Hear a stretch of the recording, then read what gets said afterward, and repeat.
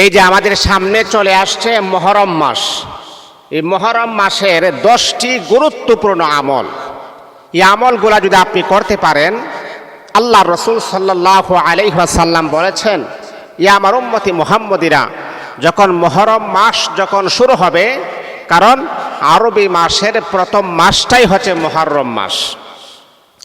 এই মুহররম মাস যখন শুরু হবে, এই মুহররম মাসে এই 10টা আমল, গুরুত্বপূর্ণ আমল যদি আল্লাহ পাক রব্বুল আলামিনের বান্দা বান্দি করতে পারে, রাসূল আকরাম সাল্লাল্লাহু আলাইহি ওয়াসাল্লাম বড় সুন্দর করে বলেছেন, ওই ব্যক্তিকে আল্লাহ পাক রব্বুল আলামিন নিষ্পাপ মাসুম বাচ্চা মায়ের পেট থেকে জন্মগ্রহণ করলে তার যেমন কোনো গুনাহ থাকে না, আল্লাহ তাকে এইরকম নিষ্পাপ মাসুম বাচ্চার মতো পবিত্র বানায় দিবেন।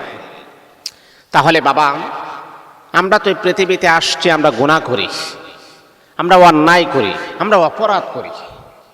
এই অপরাধের শাস্তি আল্লাহ পাক আমাদের কাছ থেকে নেবেন। কিন্তু হ্যাঁ, মনে রাখতে হবে, অপরাধ করার পরে যদি আপনি আল্লাহর কাছে মাফ চান, ক্ষমা চান, যে আল্লাহ, আমি তো শয়তানের তাড়না পড়ে, শয়তানের প্রবঞ্চনায় পড়ে আমি গুনাহের কাজ করেছি, আল্লাহ তুমি আমাকে আযাব দিও না, আল্লাহ তুমি আমাকে ক্ষমা করে দাও। এই যে মুহররম মাস শুরু হয়েছে, এই মাসে 10টা আমল আপনি করেন। এই মাসের এতটাই ফজিলত, আমার আপনার নবী বলেছেন, আফজালুস সিয়ামি বাদা রমাজান শাহরুল্লাহিল মুহররম, মানে রমজানের পরে, রমজানের রোজার পরে সবচাইতে দামি রোজা হলো মুহররম মাসের রোজা। আল্লাহু আকবার, আল্লাহু আকবার। আর সবচাইতে আজীব লাগার বিষয় হচ্ছে, আগে রমজানের রোজা ফরজ হওয়ার আগে মুহররম মাসের একটা রোজা ফরজ ছিল। এই একটা রোজা বনি ইসরাইলের উম্মতিরা তারা এই রোজাটা পালন করেছেন, এমনকি আদম আলাইহিস সালাতু ওয়াস সালামের অনুসারীরা এই রোজাটা পালন করেছেন, ইদ্রিস আলাইহিস সালাতু ওয়াস সালামের অনুসারীরা এই রোজাটা পালন করেছেন, ম্যাক্সিমাম নবীর অনুসারীরা এই রোজাটা পালন করেছেন। যখন রমজান যখন চলে আসছে, তখন সেটা রহিত হয়ে গেছে, তখন রমজানের রোজা আল্লাহ পাক রব্বুল আলামিন তামাম পৃথিবীর সমস্ত মুসলমানের উপরে আমার আল্লাহ ফরজ করে দিয়েছেন। এর আগে কিন্তু এই যে মুহররম মাসের রোজাটা একটা রোজা ফরজ ছিল। তো যাই হোক, যে কথাটা বলতেছিলাম, এই মুহররম মাস একটা গুরুত্বপূর্ণ মাস। এই মাসে আপনি রোজা রাখবেন। কয়টা রোজা রাখবেন এই নিয়ে আমি আপনাদেরকে সুন্দরভাবে বিস্তারিতভাবে আমি বলবো। যেহেতু মুহররম শুরু হয়ে গেছে, জিলকদ, জিলহজ, মুহররম শুরু হয়ে গেছে, দেখেন মুহররমের রোজাটা আল্লাহর হাবিব বিশ্বনবী সাল্লাল্লাহু আলাইহি ওয়াসাল্লাম যখন লক্ষ্য করলেন, বনি ইসরাইলের কিছু সম্প্রদায় তারা মুহররমের রোজা রাখে, তো নবীজি জিজ্ঞাসা করলেন, তোমরা যে মুহররমের রোজা রাখো, এটা কি কারণে রাখো? অবশ্যই কোনো না কোনো একটা কারণ তো অবশ্যই আছে, তোমরা যে রাখো এটা কি কারণে? তখন তারা বলতেছেন, ইয়া রাসূলুল্লাহ, আমরা রাখি আমাদের বনি ইসরাইলের নবী মুসা আলাইহিস সালাতু ওয়াস সালামকে আল্লাহ পাক রব্বুল আলামিন ফেরাউনের আক্রমণ থেকে আল্লাহ পাক তাকে সাগর পাড়ি দিয়ে তাকে ওই ইবাদত নিয়েছেন, আর ফেরাউনকে নিমজ্জিত করেছেন, ধ্বংস করে দিয়েছেন। ফেরাউন যেহেতু ধ্বংস হয়েছেন, পয়গম্বর মুসা আলাইহিস সালাতু ওয়াস সালামকে যেহেতু আল্লাহ পাক হেফাজত করেছেন, এই শুকরিয়া তান আমরা ওই দিনে একটা রোজা রাখি। আমরা নবী বলেছেন, তাই কোহা, মুসা আলাইহিস সালাতু ওয়াস সালাম ওনার জন্য তোমরা একটা রোজা রাখো, আর মুসা তো আমার ভাই, সে তো আমাদের আরো প্রিয়, তোমরা রাখো একটা, আমরা রাখবো দুইটা। আল্লাহু আকবার, আল্লাহু আকবার। নবীজি সাহাবীদেরকে জানাই দিলেন, আমাদের আমল, আমাদের নেক আমল, আমার নেক আমলের সিমটম এইগুলা যেন কোনো ইহুদি খ্রিস্টানের সাথে যেন মিশ্রিত যেন না হয়ে যায়। তারা রেখেছে একটা, আমরা রাখবো দুইটা। আশুরা, 10ই আশুরা, 10ই মুহররম, আমরা 9 তারিখ একটা রাখবো, 10 তারিখ একটা রাখবো, অথবা 10 তারিখ একটা রাখবো, 11 তারিখ একটা রাখবো, মানে দুইটা রাখবো আমরা। অথবা কেউ যদি প্রথম থেকে নিয়ে, মুহররমের প্রথম থেকে নিয়ে 10 তারিখ পর্যন্ত 10টা রোজা রাখে, এটা আরো ভালো, কিন্তু মেন রোজা হলো দুইটা। 9 তারিখ একটা রাখবেন, 10 তারিখ, অথবা 10 তারিখ অথবা 11 তারিখ, দুইটা রোজা রাখবেন। 10 তারিখ 11 তারিখ দুইটা, 9, 10 এইভাবে রাখবেন। তো যাই হোক, যে কথাটা বলতেছিলাম, মুহররম মাসে 10টি গুরুত্বপূর্ণ আমল, এই পয়েন্টগুলা ইনশাআল্লাহ মনে রাখবেন। ইনশাআল্লাহ এই পয়েন্টগুলা মনে রাখলে যারা মা বোনেরা আছেন, বাবারা আছেন, আপনাদের কোনো কষ্ট হবে না। আর এটার ফজিলত, এটার যে মূল মাকসাদ, এটার যে মূল ফজিলত, এটার থেকে বঞ্চিত হবেন না। পরিপূর্ণ এই ফজিলতটাই আপনি জেনে ফেলবেন। মুহররম মাসের 10টি গুরুত্বপূর্ণ ফজিলতের ভিতরে 1 নাম্বার হলো, মুহররম সম্মানিত মাস, বেশি বেশি তওবা ও ইস্তেগফার আপনি করুন। বেশি বেশি তওবা করুন আর ইস্তেগফার আপনি করুন। আল্লাহ পাক রব্বুল আলামিনের হাবিব বিশ্বনবী মুহাম্মদুর রাসূলুল্লাহ সাল্লাল্লাহু আলাইহি ওয়াসাল্লাম কুরআনুল কারীমের ভিতরে আমার আল্লাহ বড় সুন্দর করে জানায় দিয়েছেন, ও বান্দা বেশি বেশি করে তোমরা ইস্তেগফার করো। তোমরা জানো নে, বেশি বেশি ইস্তেগফার পড়লে আল্লাহ পাক রব্বুল আলামিন ওই বান্দার জন্য অত্যন্ত খুশি হয়ে যান। ওই বান্দাকে আমার আল্লাহ ভালোবাসেন। ওই বান্দা যে কোনো দোয়া করবে, সেই দোয়াটা আরশের মালিক আমার আল্লাহ দ্রুত কবুল করে নেবেন। বেশি বেশি ইস্তেগফার পড়লে আল্লাহ পাক রব্বুল আলামিন আপনাকে মুস্তাজাবুদ দাওয়া আমার আল্লাহ বানায় দিবেন। মুস্তাজাবুদ দাওয়া বলা হয় ওই ব্যক্তিকে, যে ব্যক্তি আল্লাহ পাক রব্বুল আলামিনের কাছে 2টা হাত বাড়াইতে দেরি হয়, তার দোয়াটা আরশে আজিমে গিয়া কবুল হইতে 1টা সেকেন্ডও আমার আল্লাহ দেরি করেন না। এই জন্যে বেশি বেশি করে আপনি ইস্তেগফার পড়বেন মুহররম মাস যখন শুরু হয়ে যাবে, আর তওবা করবেন। রব্বুল আলামিন কুরআনুল কারীমের ভিতরে আমার আল্লাহ বলেন, ইন্নাল্লাহা ইউহিব্বুত তাওয়াবিন ওয়া ইউহিব্বুল মুতাতাহহিরিন। আল্লাহ পাক রব্বুল আলামিন কুরআনুল কারীমের ভিতরে আমার আল্লাহ বলে, বান্দারে, হ বান্দা, গুনাহ করেছো, অন্যায় করেছো, অপরাধ করেছো রে বান্দা, আসমান থেকে নিয়ে জমিন পর্যন্ত যদি তুমি গুনাহ করো, তারপরে যদি আমি আল্লাহর কাছে তওবা করো, আমি আল্লাহ যারা তওবা করে তাদেরকে বড় পছন্দ করি। আমি আল্লাহ তাদেরকে পুত পবিত্র বানায়া দেই। ইন্নাল্লাহা ইউহিব্বুত তাওয়াবিন, যারা তওবা করে আল্লাহ পাক রব্বুল আলামিন তাদেরকে পছন্দ করেন, তাদেরকে ভালোবাসেন। এই জন্যে মুহররম মাস যখন শুরু হয়ে যাবে, ইস্তেগফার পড়বেন আর বেশি বেশি করে তওবা করবেন। আল্লাহর পছন্দনীয় গোলাম আপনি হয়ে যাবেন। এটা হলো 1 নাম্বার, মানে বেশি বেশি তওবা ইস্তেগফার পড়বেন, আল্লাহ পাকের পছন্দনীয় গোলাম আপনি হয়ে যাবেন। এটা হলো 1 নাম্বার আমল।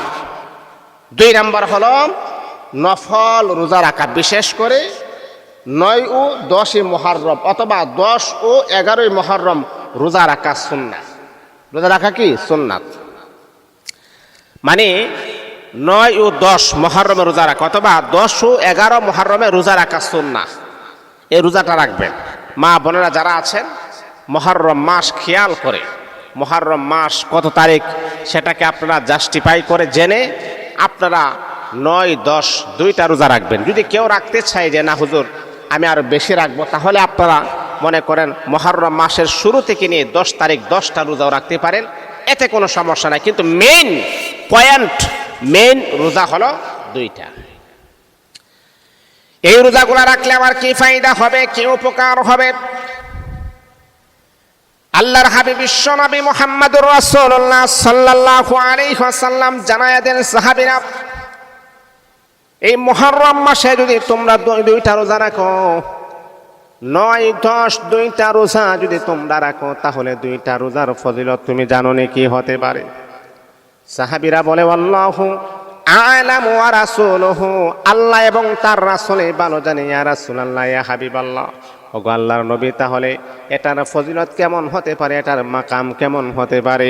আল্লাহর নবী বললেন, শোনো, যদি মুহররমের 2টা রোজা যদি তুমি রাখো, আল্লাহ পাক রব্বুল আলামিন 1 বছরের গুনাহগুলারে আমার আল্লাহ ক্ষমা করে দিবেন। অগ্রিম 1 বছরের সওয়াব আমার আল্লাহ আপনার আমল নামার ভিতরে লিপিবদ্ধ করে দিবেন। আল্লাহু আকবার, আল্লাহু আকবার। এটা হলো 2 নাম্বার। মুহররমের 2টা রোজা আপনি রাখবেন, 9, 10, 10 ও 11 যে কোনো 2টা রোজা রাখবেন, তাহলে 1 বছরের পূর্বের গুনাহ এবং সামনের গুনাহ আল্লাহ ক্ষমা করে দিবেন। 3 নাম্বার হলো আশুরার রোজা পালন করা, যেমন মুহররম রোজা ফজিলত অনেক বেশি, এতে পূর্ববর্তী 1 বছরের গুনাহ মাফের আশা করা যায়। তাহলে 3 নাম্বারটা তো বলে ফেলছি 2 নাম্বারের ভিতরে, মানে পূর্বের 1 বছরের গুনাহ আমার আল্লাহ ক্ষমা করে দেন আশুরার রোজা যদি আপনি রাখতে পারেন। এটা হলো আপনার 3 নাম্বার। 4 নাম্বার হচ্ছে 5 ওয়াক্ত নামাজ যথা সময় আদায় করা এবং ফরজ নামাজের প্রতি বিশেষ করে গুরুত্ব দিতে হবে। অন্যান্য মাসে তো নামাজ পড়বেনই, বিশেষ করে মুহররম মাসে 5 ওয়াক্ত নামাজ যাতে করে আমার মিস যেন না হয়ে যায়, যাতে করে আমার মিস্টেক যেন না হয়ে যায়, এই দিকে অবশ্যই খেয়াল রেখে 5 ওয়াক্ত নামাজ আপনি আমি যথা সময় আদায় করতে হবে।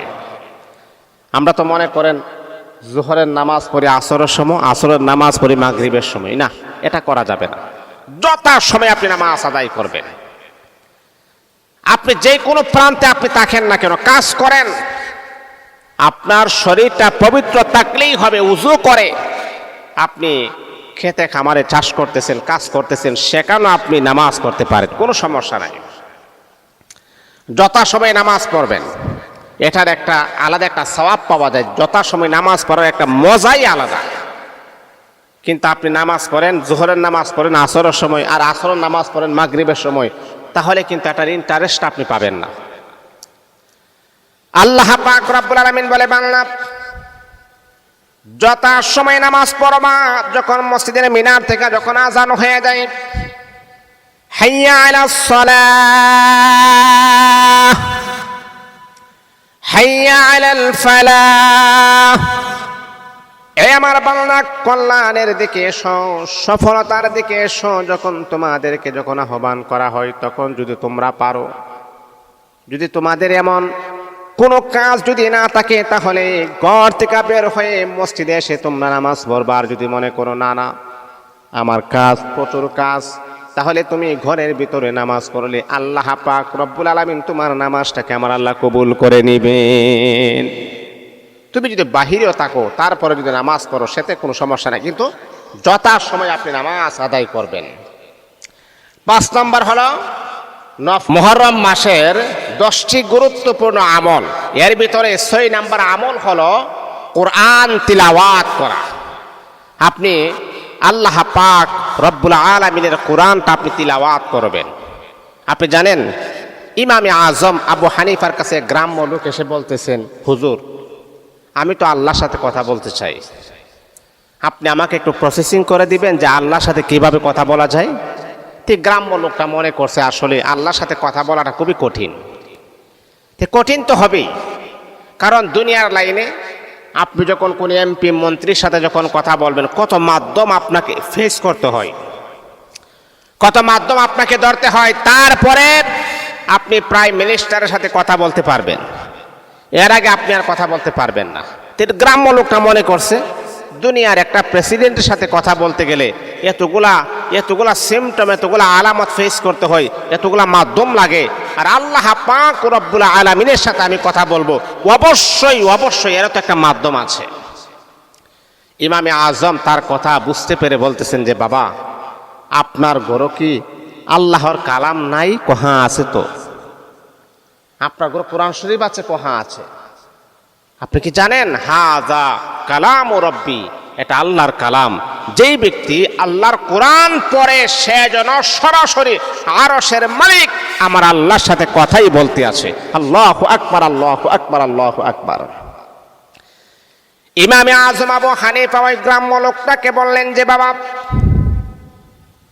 দুনিয়ার নিজাম নয়, দুনিয়ার কোনো নিয়ম নয়, দুনিয়ার কোনো তরিকা নয়, যদি আপনার ঘরে যদি মালিকের কোরআন থাকে, আপনার ঘরে যদি আল্লাহ পাক রব্বুল আলামিনের কোরআন যদি থাকে, তাহলে কোরআনটা আপনি পড়েন। কোরআন পড়লেই মনে করেন আপনি আরশে আজিম আল্লাহ পাক রব্বুল আলামিনের সাথে আপনি কথা বলতে আছেন। তাহলে মুহররম মাসের 6 নম্বর আমল হলো বেশি বেশি করে আল্লাহ পাক রব্বুল আলামিনের উপরে কোরআন শরীফ পড়া। মালিকের কোরআন আপনি পড়বেন, আল্লাহর সম্মান বাড়ায় দিবেন। 7 নম্বর হলো দরুদ শরীফ বেশি বেশি করে পাঠ করা, কারণ রাসূল আকরাম সাল্লাল্লাহু আলাইহি ওয়াসাল্লামের প্রতি দুরূদ পাঠের মাধ্যমে সওয়াব অর্জন করা যায়। এমনকি আল্লাহর হাবিব দুরূদ পাঠ করলে সবচাইতে বেশি খুশি হয়ে যায়। দুরূদ আপনি পাঠ করবেন, দুরূদ শরীফ পড়লে আল্লাহও খুশি হন, আমার রাসূলও খুশি হন। আপনি যদি একবার যদি দুরূদ শরীফ পড়েন, আল্লাহ আপনার আমল নামায় 10টা নেক জমা করে দিবেন। তারপরে আল্লাহ আপনার 10 গুণ মর্তবা বাড়ায় দিবেন, আল্লাহ আপনার সম্মান বৃদ্ধি করে দিবেন। আল্লাহ বলেন যে বান্দারে আমি নামাজ পড়ি না। এই কথাগুলো খেয়াল করেন, দেখেন এই কথাগুলো খেয়াল করেন। দুরূদ শরীফের যে কি ফজিলত, দুরূদের যে কি গুরুত্বটা, সেটা আমি আপনাকে বলছি শুনেন। আল্লাহ বলেন যে আমি নামাজ পড়ি না, হ্যাঁ, আমি রোজা রাখি না, আমি কোরআন তেলাওয়াত করি না, কিন্তু একটা কাজ আমি করি। সেটা কি? এই কোরআনকে যদি আপনি প্রশ্ন করেন তাহলে আল্লাহ কি এই কাজ করেন? আল্লাহ বলেন ইন্নাল্লাহা ওয়া মালাইকাতাহু ইউসাল্লুনা আলান নবী। আল্লাহ পাক রব্বুল আলামিন বলে, বাংলা আমি নামাজ পড়ি না, কোরআন তেলাওয়াত করি না, জিকির আজকার করি না, তাসবিহ তাহলিল পড়ি না, কিন্তু বান্দা তোমরা জানো নি আমি আল্লাহ পাক রব্বুল আলামিন আমার হাবিবের উপরে শুধু আমি একা দুরূদ শরীফ পড়ি তা নয়। ইন্নাল্লাহা নিশ্চয় আমি আল্লাহ ওয়া মালাইকাতাহু এবং ফেরেশতা সহ ইউসাল্লুনা আলান নবী আমার হাবিবের উপরে আমি আমার আল্লাহ এবং আমার অসংখ্য অগণিত ফেরেশতাদেরকে নিয়ে আমার হাবিবের উপরে দুরূদ শরীফ পড়ি। হে দুষ্ট বন্ধুগণ শোনো, তাহলে আল্লাহ পাক রব্বুল আলামিন যদি বিশ্বনবীর উপরে দুরূদ শরীফ পড়েন, তাহলে ফেরেশতাও যদি বিশ্বনবীর দুরূদ শরীফ পড়ে, তাহলে বোঝা গেল দুরূদ শরীফের কি পরিমাণ ফজিলত, দুরূদ শরীফের কি পরিমাণ মাকাম, কি পরিমাণ দুরূদ শরীফের দাম। এই জন্যে আপনিও যদি সম্মানিত হতে চান, দুনিয়াতে যদি আপনার সম্মান যদি আপনি বৃদ্ধি করতে চান, তাহলে দুরূদ শরীফের কোনো বিকল্প নাই। দুরূদ শরীফ আপনি পড়বেন, দুরূদ শরীফ আপনি পড়বেন, দুরূদ শরীফ আপনি পড়বেন। একজন সাহাবী দোয়া করতেছেন, নবীজিকে প্রশ্ন করলেন, ইয়া রাসূলুল্লাহ আমি মুনাজাত করি, আমি দোয়া করি, আমার দোয়ার ভিতরে আমি দুরূদ শরীফটাকে 3 ভাগের 1 ভাগ রাখতে চাই, আপনি কি বলেন?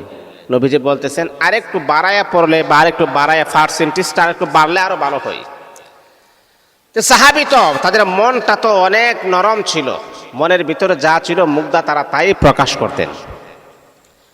কিছুক্ষণ পর ওই সাহাবী বলে, ইয়া রাসূলুল্লাহ আমি মুনাজাতের ভিতরে 3 ভাগের 2 ভাগে আমি দুরূদ শরীফ রাখতে চাই। নবীজি বলছেন ভালো, আলহামদুলিল্লাহ, আরো পড়লে আরো ভালো। আবার কিছুক্ষণ পর ওই সাহাবী বলে, ইয়া রাসূলুল্লাহ তাহলে আমি আমার পরিপূর্ণ মুনাজাতটার ভিতরে আমি দুরূদ শরীফ রাখতে চাই, 1% আমি অন্য কোনো কিছু রাখতে চাই না। নবীজি তখন সাহাবীকে বললেন, সাহাবী রে, যদি তুমি তোমার পরিপূর্ণ মুনাজাতের ভিতরে দুরূদ শরীফ রাখতে চাও, তাহলে অন্য কোনো দোয়া করারও কোনো প্রয়োজন নাই। এই দুরূদ শরীফের ভিতরে আল্লাহ পাক রব্বুল আলামিন তোমার মনের অনাকাঙ্ক্ষিত পরিপূর্ণ হাজতগুলাও আমার আল্লাহ পূরণ করে দিবে। এই জন্য বাবা দুরূদ শরীফ পড়বেন, দুরূদ শরীফ পড়ার পরে আমল শুরু করবেন এবং আমলটা শেষও করবেন দুরূদ শরীফের মাধ্যমে। এটা আল্লাহ পাকের একটা পছন্দনীয় আমল। বিশেষ করে দুনিয়া তো সম্মানিত হবেন, পরকালে আপনার মুক্তির ব্যবস্থা হবে। রাসূল আকরাম সাল্লাল্লাহু আলাইহি ওয়াসাল্লাম আপনাকে সুপারিশ করে জান্নাতি বলে ঘোষণা করবেন। এই দুরূদ শরীফের কোনো বিকল্প নাই, দুরূদ শরীফ আপনি পড়বেন। 8 নাম্বার হলো দান সদকা করা, গরিব এতিম অসহায়দের সাহায্য করুন, দান সদকা আপনি করবেন।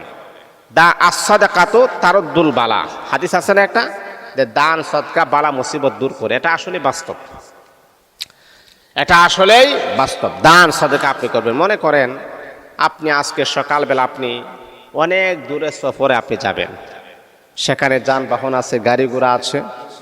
আমরা তো প্রায় সময় দেখি যে ঘর থেকে বের হয়েছেন কিন্তু আল্লাহর বান্দার ঘরে ফিরে আসতে পারে নাই, গাড়ি অ্যাক্সিডেন্ট করে শেষ, দুনিয়ার মায়া ত্যাগ করে চির বিদায়ের জন্য দুনিয়াকে ছেড়ে চলে গেছে, গাড়ি অ্যাক্সিডেন্ট করে মারা গেছে। আল্লাহ তাআলা যেন আপনাকে এরকম গাড়ি অ্যাক্সিডেন্ট থেকে যেন কুদরতিভাবে যেন হেফাজত করেন, তখন আপনি কি করবেন? আপনি যখন ধরে কোনো জায়গাতে যখন আপনি সফরে যাইবেন, যাওয়ার আগে যতটুকু পারেন আপনি আপনার এবিলিটি অনুযায়ী, আপনি আপনার সাধ্য অনুযায়ী 10 টাকা হোক, 5 টাকা হোক, 50 টাকা হোক, আর 100 টাকা হোক, আপনি কিছু দান করে আপনি যাবেন। কেন কি কারণে? দান সদকা করলে সামনের যে বালা মুসিবত আছে আল্লাহ পাক রব্বুল আলামিন বালা মুসিবত আমার আল্লাহ দূর করে দিবেন। এই বন্ধু, এমন হতে পারে যখন আপনি ঘর থেকে যখন আপনি বের হয়েছেন, কিন্তু আপনি আল্লাহ তাআলার কোন মসজিদ অথবা মাদ্রাসায় 10 টাকা দিলেন, কিন্তু আপনার সামনে একটা বিপদ ছিল। এই যে কিছু করার আগে আপনি দান সদকা করার কারণে আল্লাহ পাক রব্বুল আলামিন আপনার বিপদটাকে আমার আল্লাহ দূর করে দিয়েছে। এই জন্য দান সদকা করবেন প্রত্যেক দিন যতটুকু পারেন, দান সদকা করবেন। এটা হলো 8 নম্বর। 9 নম্বর হচ্ছে আত্মীয়তার সম্পর্ক বজায় রাখা, আত্মীয় স্বজনের খোঁজ খবর নেওয়া এবং সম্পর্ক ভালো রাখা গুরুত্বপূর্ণ আমল। রাসূল বলেছেন, তোমরা যদি আত্মীয়তার সম্পর্ক বজায় রাখো, আল্লাহ তোমাদেরকে 2টা পুরস্কার দিবেন। 1 নাম্বার পুরস্কার হলো আল্লাহ তোমার হায়াতের ভিতরে বরকত দিবেন। 2 নাম্বার হলো আল্লাহ তোমার রিজিকের ভিতরে বরকত দিবেন। হায়াত ও রিজিকের ভিতরে বরকত যদি চান, তাহলে আত্মীয়তার সম্পর্কটা ছিন্ন করবেন না। আত্মীয়তার সম্পর্ক ছিন্ন করে 2টা ক্ষতি হয়। একটা হলো রিজিকে বরকত সংকীর্ণ হয়ে যায়, হায়াতের বরকত সংকীর্ণ হয়ে যায়। এখন আপনি বলবেন যে হুজুর, আল্লাহ আমার হায়াত দিয়েছেন, আমি বাঁচবো 60 বছর, আর আপনি বলতেছেন হায়াত আবার কিভাবে সংকীর্ণ হয়? দেখেন বাবা, হ্যাঁ, সংকীর্ণ হওয়ার কিছু আলামত আছে। মুফাসসিরিনে কেরামরা লেখেন, হ্যাঁ আপনি বাঁচবেন 60 বছর বটে, কিন্তু 60 বছর যে বাঁচবেন সুস্থভাবে বাঁচতে পারবেন না। আপনি 20 বছর আগে অসুস্থ হয়ে যাবেন, আর এটাই হচ্ছে আপনার হায়াতটা সংকীর্ণ হয়ে গেছে, হায়াতের ভিতরে বরকত থাকে না। আর যদি আপনি দান সদকা করেন, আল্লাহ পাক রব্বুল আলামিন এমনকি আত্মীয়তার সম্পর্ক একেবারে মজবুত রাখেন, আমার আল্লাহ আপনাকে সুস্থ রাখবেন। এমনকি আমার আল্লাহ মৃত্যুর আগ মুহূর্ত পর্যন্ত সুস্থ রেখেই আমার আল্লাহ আপনাকে নিয়ে যাবেন।